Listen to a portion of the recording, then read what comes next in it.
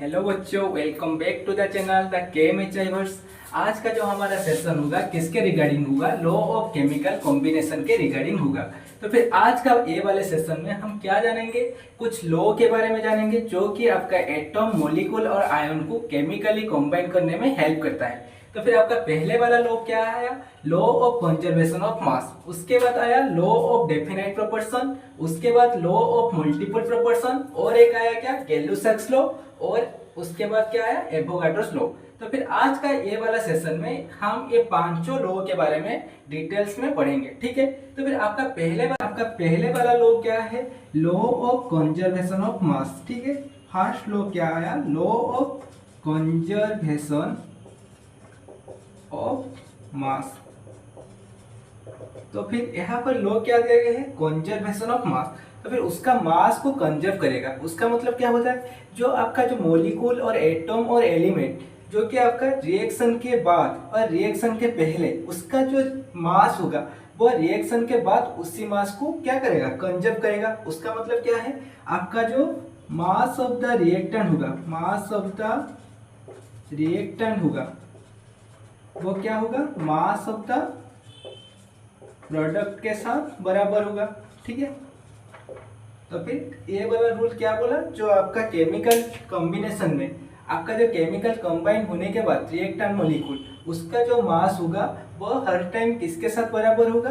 Product के मास के साथ बराबर होगा, ठीक है। मैंने यहाँ पे एक छोटी सी सिंपल एग्जांपल लेता हूँ। जब हम क्या करते हैं, BaCl2 को Na2SO4 के साथ रिएक्शन करते हैं, तो फिर यहाँ पर आपका प्रेसिपिटेट कौन आता है? BaSO4 प्रेसिपिटेट आता है, उसके साथ 2NaCl आता है, ठीक है। तो फिर मैंने बोला यहाँ पर जो रिएक्टेंट कौन कौन है? एक है BaCl2 और दूसरा है Na2SO4। तो फिर इसका ये दोनों का जो मास होगा, ये दोनों का मास किसके साथ हर टाइम बराबर होगा? ये दोनों के मास के साथ बराबर होगा, ठीक है। तो फिर मैंने यहाँ पे एक एग्जाम्पल के तौर पे और एक क्वेश्चन के तौर पे ले सकता हूँ। सपोज मैंने यहाँ पर क्या लिया? यहाँ पर मैंने BaCl2 लिया, 8 ग्राम का BaCl2 लिया और Na2SO4 कितने लिया? 2.4 ग्राम का Na2SO4 लिया, ठीक है। तो फिर आपका जो प्रोडक्ट में BaSO4 कितना आया? BaSO4 आया आपका 5.6, ठीक है। और NaCl कितना आया? NaCl आपका आया 4.8, ठीक है। तो फिर मुझे अब बताओ ये वाला जो केमिकली जो कंबाइन हो रहा है, तो फिर ये law of conservation of mass को ओबे कर रहा है या फिर नहीं, ठीक है। इसीलिए आपको क्या करना है? ये दोनों का मास को ऐड करना है। तो फिर ये दोनों को मास को ऐड करने से क्या आ गया? 10.4 ग्राम, ठीक है। उसके बाद ये दोनों का मास को ऐड करो, ऐड करने से क्या आ गया? 10.4। तो फिर आप लोग यहाँ पर बोल सकते हो ये जो मास ऑफ रिएक्टेंट है वो किसके साथ बराबर है? मास ऑफ द प्रोडक्ट के साथ बराबर है। तो फिर आप यहाँ पे बोल सकते हो ये वाला जो कॉम्बिनेशन किस लॉ के ऊपर आधारित है? Law of conservation of mass के ऊपर आधारित है, ठीक है। तो फिर यहाँ पे मैंने कुछ एग्जाम्पल ले सकता हूँ, ठीक है, जो कि आपका नीट और जेईई मेन में आने का संभावना है, ठीक है। तो फिर मैंने यहाँ पर क्या किया? कुछ क्वेश्चन को सॉल्व करूंगा इसी लॉ के ऊपर बेस होकर, ठीक है। तो फिर मैंने यहाँ पे क्या किया? कुछ एग्जाम्पल और कुछ क्वेश्चन को सॉल्व करने के लिए ट्राई करूंगा जो कि आपका law of conservation of mass के ऊपर आधारित है, ठीक है। तो फिर यहाँ पर आपका एक क्वेश्चन दिया है क्या? आपका जो क्वेश्चन है वो क्या है? 4.88 ग्राम ऑफ क्या है? KClO3 वह अभी क्या करेगा? ब्रेक डाउन होगा। अगर मैं हीट दूंगा, हीट होने से वो क्या होता है? ये जो रिएक्टेंट मॉलिक्यूल है वो क्या होगा? वो आपका ब्रेक डाउन होगा। ब्रेक डाउन होकर वो क्या दे रहा है? KClO2, ठीक है। तो फिर आपका KClO3 क्या था? कितने मास का था? यहाँ पर 4.88 ग्राम का मास था इसका। ये वाला जो रिएक्टेंट मॉलिक्यूल है और ये वाला आपका प्रोडक्ट है, तो फिर रिएक्टेंट का मास कितने दिए गए हैं? 4.88 ग्राम। यहाँ पर जो प्रोडक्ट आया है KCl कितने ग्राम का आया है? KCl आपका आया 2.96 ग्राम का और ऑक्सीजन कितने ग्राम का आया? 1.92 ग्राम का। तो फिर यहाँ पर आपको पूछा गया है ये जो केमिकल रिएक्शन हो रहा है वो कौन सी लॉ के ऊपर आधारित है, ठीक है। तो फिर इसीलिए आपको क्या करना है? यहाँ पर मास ऑफ द रिएक्टेंट कितना है? रिएक्टेंट का मास कितना है 4.88 ग्राम। उसके बाद प्रोडक्ट का मास कितना है, प्रोडक्ट का मास कितना है 2.96 प्लस 1.92, दोनों को ऐड करने से क्या आ गया 4.88 ग्राम। तो फिर यहाँ पर आप देख सकते हो आपका जो रिएक्टेंट का मास किसके मास के साथ बराबर है, प्रोडक्ट के मास के साथ बराबर है। तो फिर यहाँ पर आप बोल सकते हो ये वाला जो रूल है और ये वाला जो केमिकल कॉम्बिनेशन है ये कौन सी रूल के ऊपर आधारित है, law of conservation of mass के ऊपर आधारित है। तो फिर ये वाला जो कॉम्बिनेशन है ये कौन सी लॉ के ओबे कर रहा है, law of conservation of mass के लॉ को ओबे कर रहा है, ठीक है। इसी तरह मैंने अब और एक क्वेश्चन को सॉल्व करने के लिए ट्राई करूंगा, ठीक है। तो फिर आपका सेकेंड क्वेश्चन क्या आया, आपको दिया गया है 6.3 ग्राम का NaHCO3 अभी किसके साथ कंबाइन होगा, आपका 15 ग्राम का एसिटिक एसिड के साथ कंबाइन होगा, ठीक है। तो फिर ये कंबाइन होकर क्या दे रहा है, आपका रेसिड्यू है जो कि आपका कितना है 18 ग्राम का रेसिड्यू है, और बाकी क्या दे रहा है कार्बन डाइऑक्साइड गैस दे रहा है। तो फिर यहाँ पर आपको क्वेश्चन पूछा गया है कि आपका जो कार्बन डाइऑक्साइड है वो कितने ग्राम का होगा, ठीक है। तो फिर आपको क्या करना है ना, पहले आपको ये वाला जो मास ऑफ रिएक्टेंट है इसको क्या करना है, ये मास ऑफ द रिएक्टेंट कितना है उसको निकालना है। तो फिर यहाँ पर मैं बोल सकता हूँ रिएक्टेंट का जो मास है वो कितना है 15 प्लस 6.3 जो कि हो गया 21.3 के साथ बराबर हो गया, ठीक है। तो फिर ये वाला आपका आएगा 21.3 ग्राम, ठीक है। उसके बाद आपका जो प्रोडक्ट है वो क्या है, रेसिड्यू आपका 18 ग्राम है और कार्बन डाइऑक्साइड का मास पूछा गया है। तो फिर आपको law of conservation of mass में क्या बोला था, जो मास ऑफ द रिएक्टेंट होगा वो किसके साथ बराबर होगा, मास ऑफ द प्रोडक्ट के साथ बराबर होगा। तो फिर यहाँ पर मास ऑफ द रिएक्टेंट कितने ग्राम है 21.3 ग्राम है। तो फिर मास ऑफ प्रोडक्ट कितने ग्राम होगा 21.3 ग्राम होगा। तो फिर आपको अभी क्या करना है, जो प्रोडक्ट का मास कितना होगा 21.3 ग्राम होगा। तो फिर यहाँ पर कितना आया 18 ग्राम है। तो फिर CO2 कितना होगा, CO2 को 21.3 से 18 को माइनस करने से आपका जो वैल्यू आएगा वो हो जाएगा क्या CO2, जो क्या आ गया कितना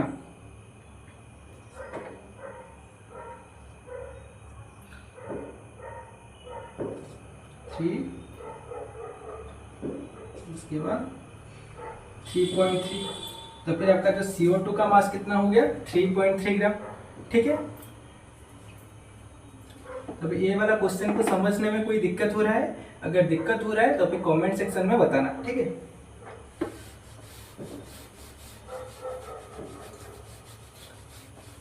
अभी मैं क्या करूंगा, तीसरा क्वेश्चन को सॉल्व करूंगा, ठीक है। तीसरे क्वेश्चन में क्या दिया गया है, यहाँ पर आपको रिएक्शन दिया गया है 3.47 ग्राम का BaCl2 क्या कर रहा है 2.36 ग्राम का Na2SO4 के साथ कंबाइन हो रहा है, ठीक है। तो फिर ये कंबाइन होकर क्या दे रहा है आपको 3.88 ग्राम का BaSO4, उसके साथ क्या दे रहा है 1.95 ग्राम का NaCl दे रहा है। तो फिर यहाँ पर आपको क्वेश्चन पूछा गया है ये वाला जो केमिकल कॉम्बिनेशन है कौन सी रूल को ओबे करता है, ठीक है। तो फिर यहाँ पर मास ऑफ द रिएक्टेंट कितना है, मास ऑफ द रिएक्टेंट कितना है 3.47 प्लस 2.36, इसको सॉल्व करने से आ गया क्या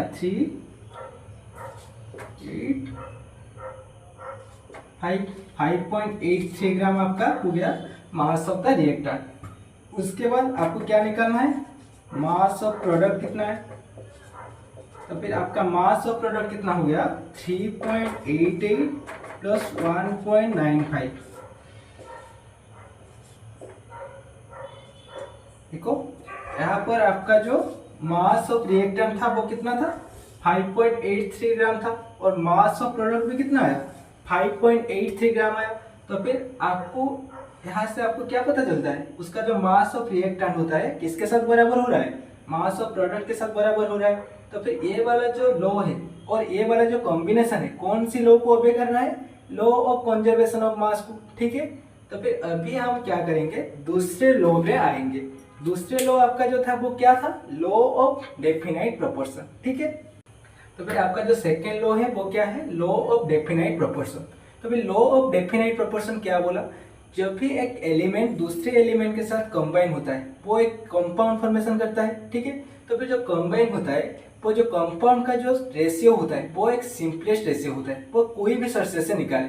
सपोज मैंने यहाँ पर एक एग्जांपल के तौर पे ले सकता हूँ, जो आपका वाटर मॉलिक्यूल होता है वो कहाँ से होता है, हाइड्रोजन को ऑक्सीजन के साथ कंबाइन करने से होता है, उसके साथ। और कहाँ से होता है, NaOH को HCl के साथ ऐड करने से वाटर आता है। यहाँ पर क्या आता है, वाटर प्लस NaCl आता है, ठीक है। ठीक है, तो फिर यहाँ पर भी आपका वाटर आया, यहाँ पर भी आपका वाटर आया, दोनों का जो सोर्सेस है वो क्या है, अलग है।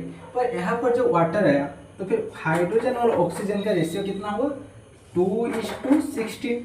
यहाँ पर भी जो हाइड्रोजन और ऑक्सीजन का रेशियो क्या हुआ, 2:16। तो फिर ये वाला हो गया कितना, 1:8। तो फिर ये वाला जो था ये क्या बोला, जो आपका जो वाटर मॉलिक्यूल होगा वो क्या होगा, उसका जो मास रेशियो होगा वो एक डेफिनेट रेशियो में होता है। जैसे कि वाटर मॉलिक्यूल में हाइड्रोजन और ऑक्सीजन का रेशियो क्या होता है, 1:8 रेशियो होता है। उसी तरह जो कार्बन डाइऑक्साइड होता है, मैंने यहाँ पे और एक एग्जाम्पल लिया, कार्बन डाइऑक्साइड, ठीक है। मैंने बोला कार्बन को ऑक्सीजन के साथ रिएक्शन करने से क्या आएगा, CO2 आएगा। CaCO3 को ब्रेक डाउन करने से क्या होगा, CaO + CO2 आएगा। तो फिर यहाँ पर जो CO2 आ रहा है, यहाँ पर कार्बन को जलाने से क्या आ रहा है, CO2 आ रहा है। और यहाँ पर जो कैल्शियम कार्बोनेट को हीट देकर ब्रेक डाउन करने से CO2 आ रहा है। यहाँ पर कार्बन डाइऑक्साइड का सोर्सेस क्या है, अलग है। पर यहाँ पर जो कार्बन और ऑक्सीजन का जो रेशियो है वो क्या होगा, हर टाइम एक डेफिनेट रेशियो में होगा। यहाँ पर कार्बन का मास कितना है, 12, ऑक्सीजन का मास कितना है, 32। यहाँ पर भी क्या होगा, 12:32, जो कि हो जाएगा क्या, 3:8 रेशियो, ठीक है।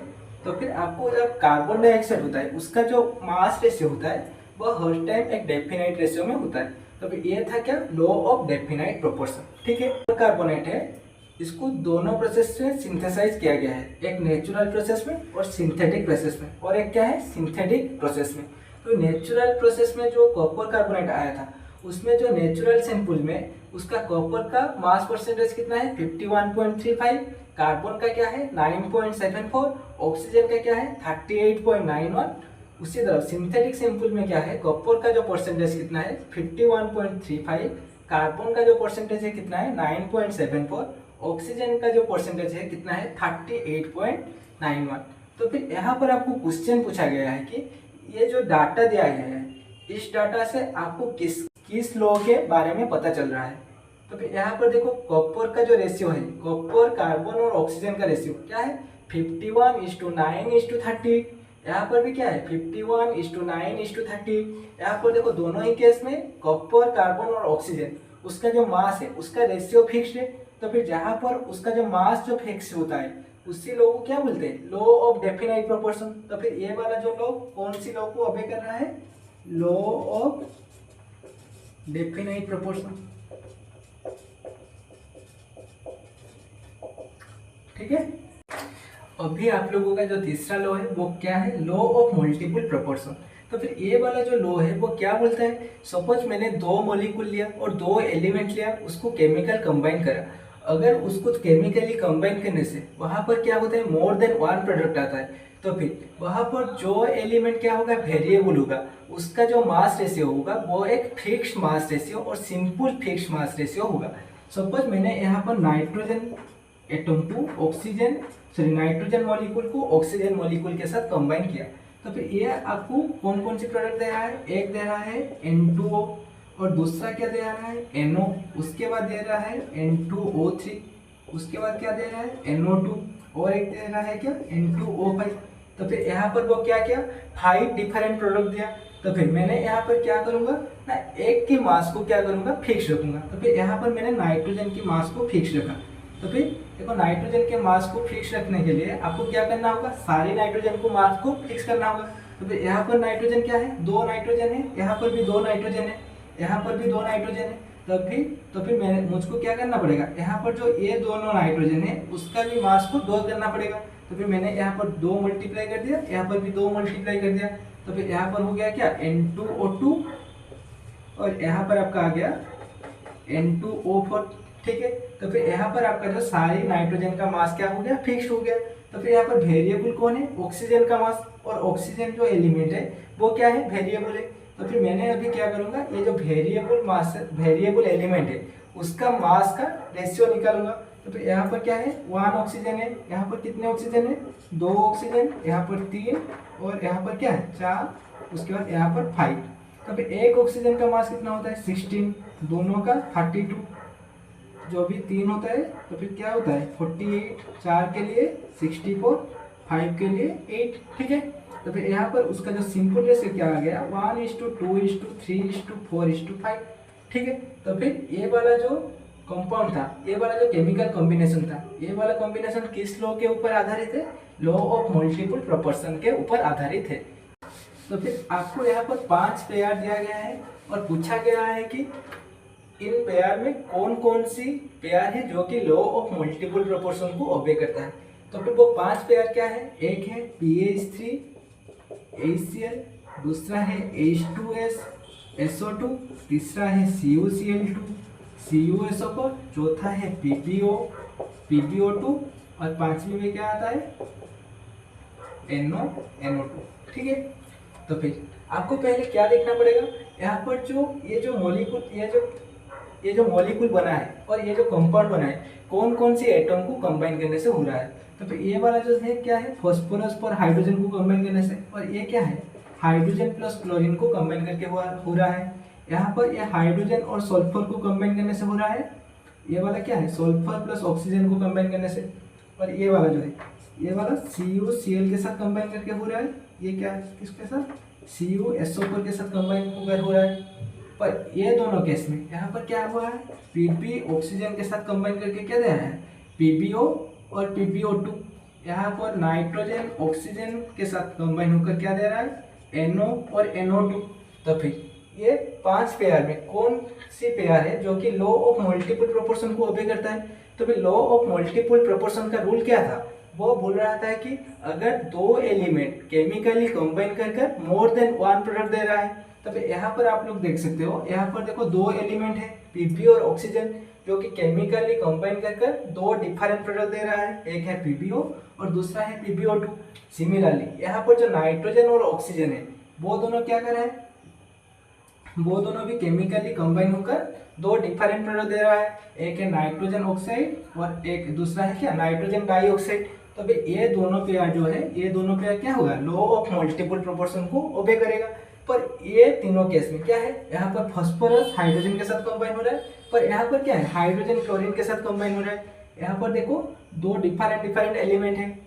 ये वाला केस में यहाँ पर भी हाइड्रोजन सल्फर के साथ कंबाइन हो रहा है, सल्फर ऑक्सीजन के साथ कंबाइन हो रहा है। ये भी आपका लॉ ऑफ मल्टीपल प्रोपोर्शन को ओबे नहीं करेगा। उसी तरह ये भी कॉपर क्लोरीन के साथ कंबाइन हो रहा है, यहाँ पर कॉपर सल्फेट के साथ कंबाइन हो रहा है। तो फिर ये तीनों जो है वो लॉ ऑफ मल्टीपल प्रोपोर्शन को ओबे नहीं करेगा, पर ये दोनों क्या करेगा लॉ ऑफ मल्टीपल प्रोपोर्शन को ओबे करेगा। तो 5वें नंबर में जो लॉ था वो क्या था, एवोगाड्रोस लॉ।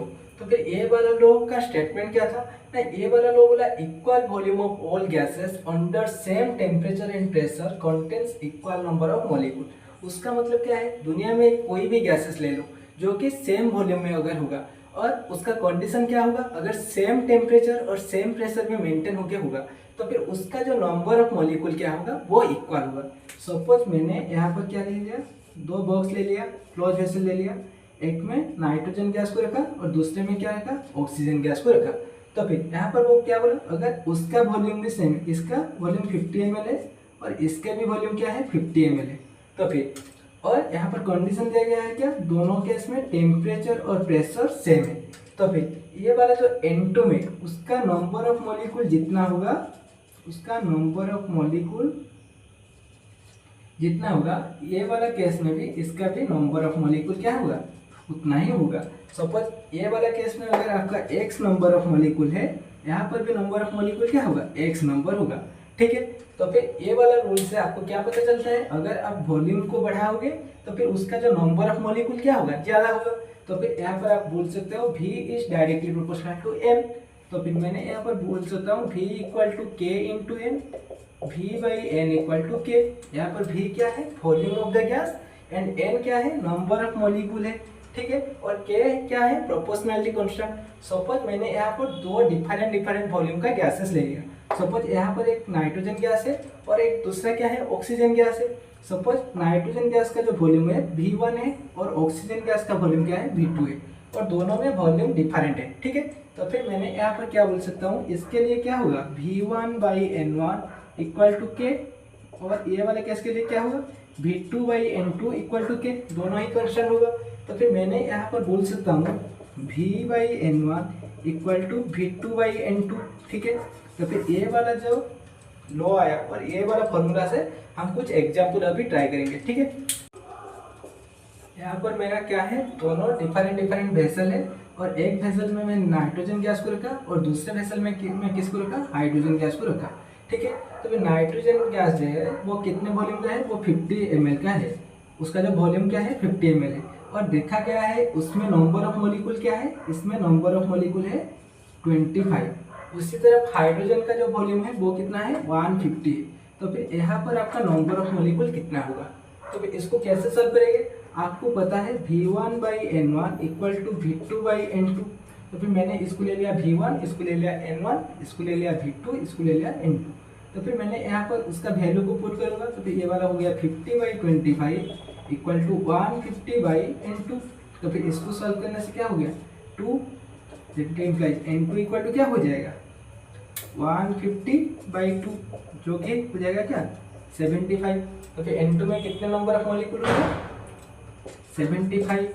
हाइड्रोजन में कितने नंबर ऑफ मॉलिक्यूल आया, 75 नंबर ऑफ मॉलिक्यूल। जो 5 रूल पढ़े उसके रिलेटेड कुछ प्रॉब्लम करेंगे, ठीक है, जो कि आपका जेई और नीट के लिए हेल्पफुल होगा। तो फिर आपका एक प्रॉब्लम दिया गया है, उनमें से कौन सी स्टेटमेंट मल्टीपल प्रोपोर्शन होगा, ठीक है। यहाँ पर दिया गया है हाइड्रोजन सल्फाइड कंटेंट्स जो H2S है, वो कंटेंट्स क्या करता है, 5.89% ऑफ हाइड्रोजन। उसके बाद वाटर कंटेंट्स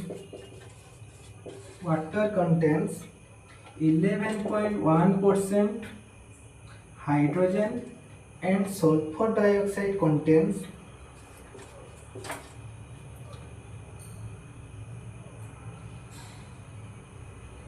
50% ऑक्सीजन, ठीक है। और एक दिया गया है एन एलिमेंट फॉर्म्स 2 ऑक्साइड्स, और ये एक एग्जांपल था आई में दिया गया है। 2i में क्या दिया गया है ना, एक element forms 2 oxides SO and SO2, ठीक है, containing 50% एंड 60% ऑक्सीजन। एक में क्या है 50% ऑक्सीजन है, दूसरे में 60% ऑक्सीजन है। The ratio of masses of oxygen, और ऑक्सीजन का जो रेशियो है O और O2 का रेशियो है वो कितना है, वो है आपका 2:3। तो फिर ये वाला दूसरा एग्जाम्पल है। और तीसरा में क्या दिया गया है, 20 ml का एमोनिया, 20 ml का एमोनिया क्या करता है, आपको देता है 10 volume of N2 plus 30 volume of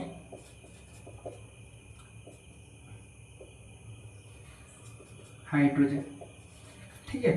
तो फिर ये वाला था तीसरे एग्जाम्पल पे। तो फिर ये तीनों एग्जाम्पल से आप बोल सकते हो कौन से एग्जाम्पल जो है वो आपका लॉ ऑफ मल्टीपल प्रोपोर्शन।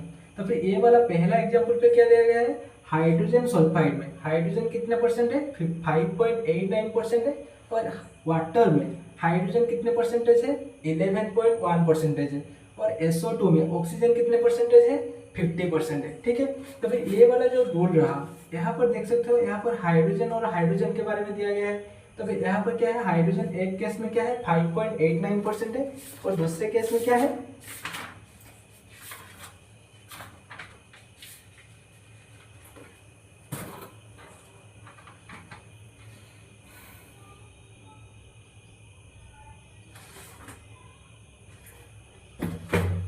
तो फिर आपको यहाँ पर तीनों एग्जाम्पल दिया गया है, एक एग्जाम्पल दिया गया है, सॉरी यहाँ पर। तो फिर अभी का जो सेशन है, सॉरी अभी हम क्या करेंगे, हम आज जो 5 रूल पढ़े उसके रिगार्डिंग कुछ एग्जाम्पल करेंगे, ठीक है। तो फिर आपका जो पहला वाला एग्जाम्पल क्या है, हाइड्रोजन सल्फाइड दिया गया है, उसमें हाइड्रोजन का परसेंटेज कितना है, 5.89 है, और दूसरे में वाटर में हाइड्रोजन का परसेंटेज कितना है 11.1%। और तीसरे केस में क्या है सल्फर डाइऑक्साइड में ऑक्सीजन का परसेंटेज दिया गया है। तो फिर ये वाला रूल क्या लॉ ऑफ मल्टीपल प्रोपोर्शन होगा, नहीं होगा ना। तो फिर ये वाला आपका लॉ ऑफ मल्टीपल प्रोपोर्शन नहीं हो सकता है। तो फिर दूसरे एग्जाम्पल पे क्या दिया गया है, एक जो एलिमेंट है वो क्या फॉर्म कर रहा है XO और XO2 दोनों मेटल ऑक्साइड फॉर्म कर रहा है, जिसमें ऑक्सीजन का जो परसेंटेज है, ऑक्सीजन का परसेंटेज कितना है 50% एक में और दूसरे में क्या है 60% है। और ऑक्सीजन का जो मास रेशियो है वो क्या है 2:3 रेशियो है। तो फिर ये वाला जो रूल है, ये वाला जो एग्जांपल है, ये आपका लॉ ऑफ मल्टीपल प्रोपोर्शन को ओबे कर रहा है, क्योंकि आपको पता है जो आपका जो लॉ ऑफ मल्टीपल प्रोपोर्शन क्या बोलता है, जब भी एक metal more than 2 product formation करता है तो फिर उसका जो मास रेशियो होता है, जो वेरिएबल मासेस होता है, उसका मास रेशियो एक सिंपल रेशियो होता है, जो कि यहाँ पर दिया गया है। सपोज यहाँ पर देखो मेटल, दोनों मेटल ऑक्साइड फॉर्म करे क्या है, एक है मेटल ऑक्साइड SO और दूसरा मेटल ऑक्साइड क्या है SO2। तो फिर यहाँ पर देखो X कांस्टेंट है, जो X एलिमेंट वो कांस्टेंट है। तो फिर वेरिएबल कौन है ऑक्सीजन, यहाँ पर 1 ऑक्सीजन है, यहाँ पर क्या है 2 ऑक्सीजन है। तो फिर यहाँ पर जो ऑक्सीजन का मास रेशियो वो क्या है 2:3। तो फिर ये वाला आपका हो गया लॉ ऑफ मल्टीपल प्रोपोर्शन। उसके बाद यहाँ पर क्या दिया गया है 20 वॉल्यूम ऑफ NH3 क्या कर रहा है, जो भी ब्रेकडाउन होता है 10 वॉल्यूम ऑफ N2 और 30 वॉल्यूम ऑफ हाइड्रोजन दिया गया है। तो फिर ये वाला जो लॉ है और ये वाला जो केमिकल कॉम्बिनेशन है, ये कौन सी लॉ को ओबे कर रहा है, ये लॉ ऑफ गैल्लो-सैक्स को ओबे कर रहा है। क्योंकि गैल्लो-सैक्स लॉ क्या बोला था, जब भी गैसियस मॉलिक्यूल कंबाइन होता है और ब्रेकडाउन होता है वो क्या होता है एक सिंपल रेशियो में ब्रेकडाउन होता है। जैसे कि आप यहाँ पर देख सकते हो नाइट्रोजन और हाइड्रोजन का रेशियो क्या आया 1:3। तो फिर यहाँ पर मैं बोल सकता हूँ 2 वॉल्यूम का जो NH3 है वो ब्रेक डाउन करके 1 वॉल्यूम का नाइट्रोजन और 3 वॉल्यूम का हाइड्रोजन दिया गया है, जो कि एक सिंपल रेशियो है। तो फिर ये वाला क्या है आपका जो था क्या गैल्लो-सैक्स लॉ था, वो बोला था कि जब भी गैसियस मॉलिक्यूल कंबाइन होता है और ब्रेकडाउन होता है वो क्या करता है, वो उसका जो वॉल्यूम को ऐसे अपेयर करता है जो कि एक सिंपल रेशियो में होता है। तो फिर यहाँ पर देख सकते हो यहाँ पर जो 10 वॉल्यूम 30 वॉल्यूम जो कि 1:3 रेशियो में है। तो फिर ये वाला जो एग्जाम्पल था किसके रिगार्डिंग था, ये था आपका गैल्लो-सैक्स लॉ के रिगार्डिंग था। ठीक है, अभी हमें दूसरा क्वेश्चन ट्राई करूंगा। ठीक है,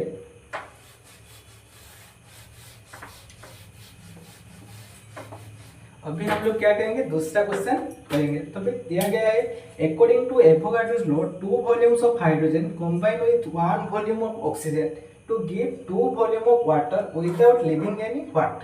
तो फिर यहाँ पर दिया गया है क्या ना आपका जो एवोगाड्रोस लॉ वो क्या बोला ना 2 volume of hydrogen, 2 volume of hydrogen क्या करेगा 1 वॉल्यूम ऑफ ऑक्सीजन के साथ बाइंड करके क्या देगा ना आपका 2 वॉल्यूम ऑफ आपका 1 वॉल्यूम ऑफ वाटर देगा, H2 देगा। ठीक है, तो फिर यहाँ पर तो देखो 2 वॉल्यूम मतलब H2 plus O2 changes to H2।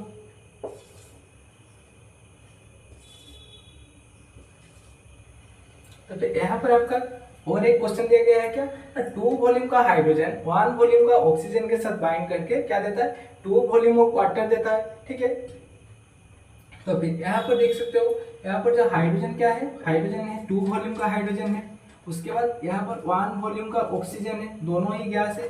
और यहाँ पर जो आता है वो भी स्टीम फॉर्म में आता है, वाटर जो आता है यहाँ पर क्या दिया है 2 वॉल्यूम का वाटर देता है, H2 देता है।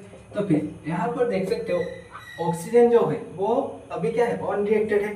तो फिर यहाँ पर होगा क्या ना according to Avogadro's law 2 volume of hydrogen combines with 1 volume of oxygen to give 2 volumes of water without living any unreacted oxygen. यहाँ पर जो ऑक्सीजन रहा वो सारे के सारे क्या हो गया रिएक्शन में पार्टिसिपेट करा और कोई भी ऑक्सीजन नहीं है जो कि अनरिएक्टेड है। ठीक है, अभी और एक एग्जाम्पल लिया क्या कि अगर आपका इससे रिलेटेड एक एग्जांपल दिया गया है क्या ना आपका हाइड्रोजन है और एक ऑक्सीजन है, वो क्या दे रहा है वाटर दे रहा है।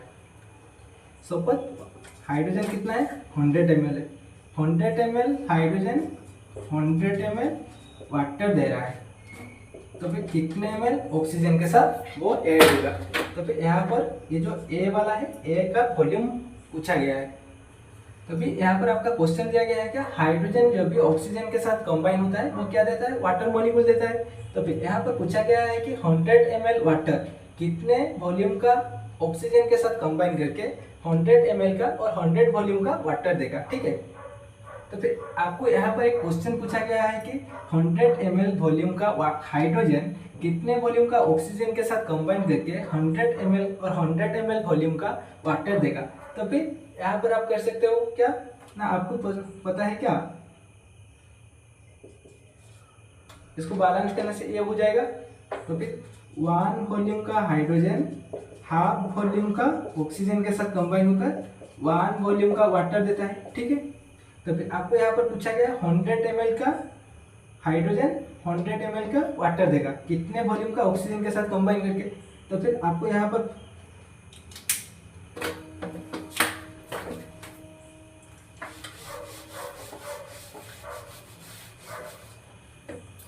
अभी आपको एक क्वेश्चन पूछा गया है, आपको हाइड्रोजन को ऑक्सीजन के साथ कंबाइन करना है, कंबाइन करके क्या मिला, वाटर मिला। तो फिर यहाँ पर दिया गया है कि 100 ml वॉल्यूम का हाइड्रोजन कितने वॉल्यूम का ऑक्सीजन के साथ कंबाइन होकर 100 वॉल्यूम का वाटर देगा। ठीक है, तो फिर आपको पता है कि 1 वॉल्यूम का हाइड्रोजन हाफ वॉल्यूम का ऑक्सीजन के साथ कंबाइन करके 1 वॉल्यूम का वाटर देता है, क्योंकि इसको बैलेंस करने से ये आता है ना H2 हाफ O2 का मतलब क्या होता है O, तो फिर ये वाला बैलेंस हो गया। तो फिर मैं यहाँ पर बोल सकता हूँ हाफ वॉल्यूम का ऑक्सीजन क्या देता है, 1 वॉल्यूम का वाटर देता है। ठीक है, तो फिर यहाँ पर आपको पूछा गया है कितने वॉल्यूम का ऑक्सीजन 100 वॉल्यूम का वाटर देगा। तो फिर मैं यहाँ पर इसको रिवर्स में लिख सकता हूँ, क्या लिख सकता हूँ, मैं इसको रिवर्स में लिख सकता हूँ 1 वॉल्यूम का वाटर कहाँ से मिलता है, हाफ वॉल्यूम का ऑक्सीजन से। तो फिर आपका कितना वॉल्यूम का दिया गया है, 100 वॉल्यूम का वाटर कहाँ से मिलेगा ना, half into 100 volume of oxygen से मिलेगा। तो फिर कितना हो गया 15 वॉल्यूम ऑफ ऑक्सीजन। तो फिर यहाँ पर जो ए का वैल्यू कितना आ गया, जो ऑक्सीजन का, सॉरी ये जो ऑक्सीजन कितना हो गया, ऑक्सीजन का वॉल्यूम कितना हो गया 50 ml। अगर आप सभी को मेरे ये वाला सेशन अच्छा लगा तो फिर मेरे चैनल को लाइक शेयर और सब्सक्राइब को ना भूलें और नीचे दिए गए बेल आइकन को प्रेस करें फॉर अपकमिंग वीडियो के लिए।